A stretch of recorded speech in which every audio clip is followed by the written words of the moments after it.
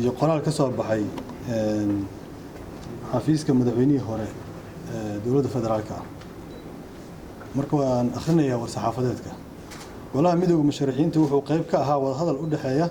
ra'iisul wasaaraha xukuumadda federaalka mudane maxamed xuseen rooble oo xal lagu raadinayay dhacdadii 19 Febraayo iyo ismariwaaga doorashooyinka heer federaal wadahadalka waxaa sidoo kale qayb ka ahaa madaxweynayaasha dowlad goboleedyada galmudug hirshabeelle iyo gudoomiyaha gobolka banaadir wadahadalada oo laga gaaray isfaham horudhaca ayaa dejiyay culayskii iyo xaaladii kacsanaanta ahayd ee dalka ka taagneyd gaar ahaan magaalada muqdisho taasoo abuurtay rajo bilow ah oo lagu dhammayn karo ismariwaaga taagan wareeg kale oo wadahadal ayaa labada dhinac ugu ballameen maalinta khamiista ah ee bishu tahay 4 Maarso 2021 si loo sii dhammaystiro arrimaha qabyada ah ee la xiriira kow cidda yeelanaysa mas'uuliyadda hogaamineed ee amniga iyo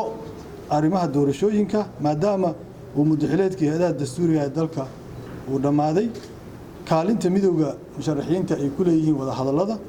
iyo furitaanka masaaxada siyaasadeed iyo xorriyadda siyaasadda ee dalka waxaa nasiib darri ah in madaxweynaha muddaxileedkiisa dhammaaday maxamed cabdulaahi farmaajo uu si ula kac ah u hagaldaacinayo wadahadallada u dhaxeeya ra'iisul wasaaraha iyo midowga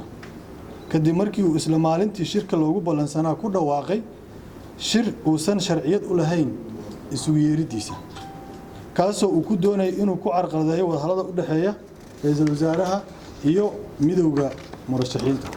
haddaba golaha midowga musharaxiinta wuxuu ka digayaa cawaaqib xumada ka dhalan karta in la fashiliyo wadahadalladaas wuxuuna ku baaqayaa in fursad la siiyo wadahadalka dhinaca kale goluhu wuxuu shacabka Soomaaliyeed ugu baaqayaa inay kala soo qayb galaan mudaaharaadka uu ku dhawaaqay midowga musharaxiinta ee dhici doona maalinta Sabtiga ah ee 6 bisha 3 kaasoo ka dhacay daljika Dahsoon wuxuuna xukuumadda ugu baaqayaa inay gudato waajibkeeda sugidda amniga shacabka iyo dibadbaxayaasha sida heshiisku uu ahaa goluhu wuxuu ugu baaqayaa ra'iisul wasaaraha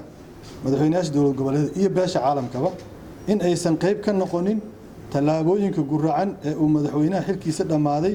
ku carqaladeynayo xasiloonida dalka iyo xal helidda geedi socodka arrimaha doorashooyinka waa maasantiin wasalaam calaykum